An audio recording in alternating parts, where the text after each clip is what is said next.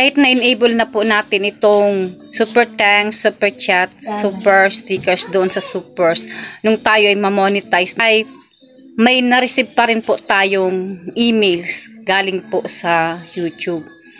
Bali po, dalawa po ang aking na-receive na email. Buksan po natin ang ating email. Ito po, yung email ko po is yung last October 23, 2023 po. Nandito po, buksan po natin. Nandito po sa aking email, congrats on being eligible for super thanks. Ito po ang aking na-receive kahit po na enable ko na po yung lahat doon sa nung ako ay ma-monetize. Pero babasahin ko po, i-share ko po sa inyo kung ano po ang laman ng aking email. Sabi po dito sa aking email, congrats on being eligible for super thanks. You now have access to super thanks, a new monetization feature that allows fans to show their support for you. It's easy to use. You can turn it on with just one click. Pwede daw po natin na i-turn on yan with just one click. And it will appear across all eligible uploads.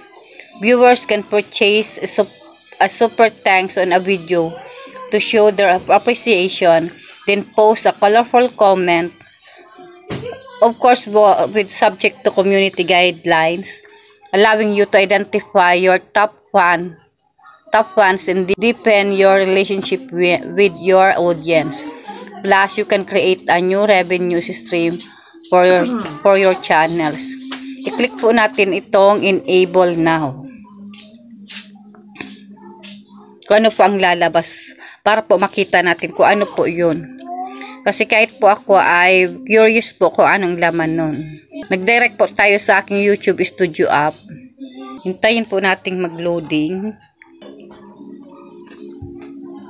After po doon sa YouTube Studio app, na-direct po tayo sa ating Google Chrome. Ito na po, nag-loading na po. Na-direct po tayo sa aking Google Chrome. Dito mismo sa aking YouTube Studio. Then, na-open niya po yung icon po na may $sign. I-zoom po natin. Ito po. Tapos, hanapin po natin yung clinic po natin. Ito po yung super thanks, super chat, and super sticker. Nakikita nyo po, naka-enable na po siya dito. Naka-blue na po siya lahat. Your super chat and stickers activity. Nandito po, wala pa po akong ano. No super chat yet. We aren't able to show super chat transactions at this time. Ito po, naka-enable na po siya. Ibig sabihin po, nung ma-monetize po ako, tapos, nakapag-apply na po ako for monetization, activate ko na po siya lahat.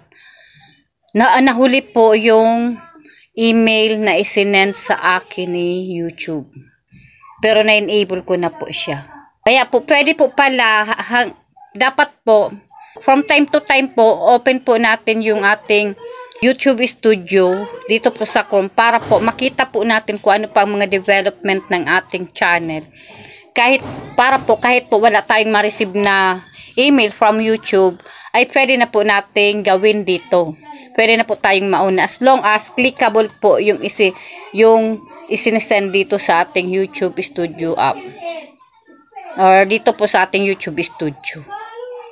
Hanggat clickable po, tapos ma-update po natin. Pwede na po nating update kahit wala pa pong email si YouTube.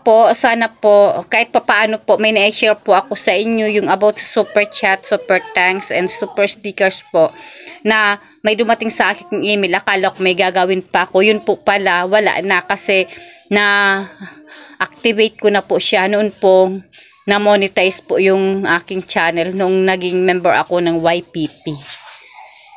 Thank you po. Sana po may natutunan kayo and pa-subscribe po ng aking channel and paki-click po ng notification bell para po palang updated sa mga bagong upload na video. Thank you po. Salamat. Bye-bye.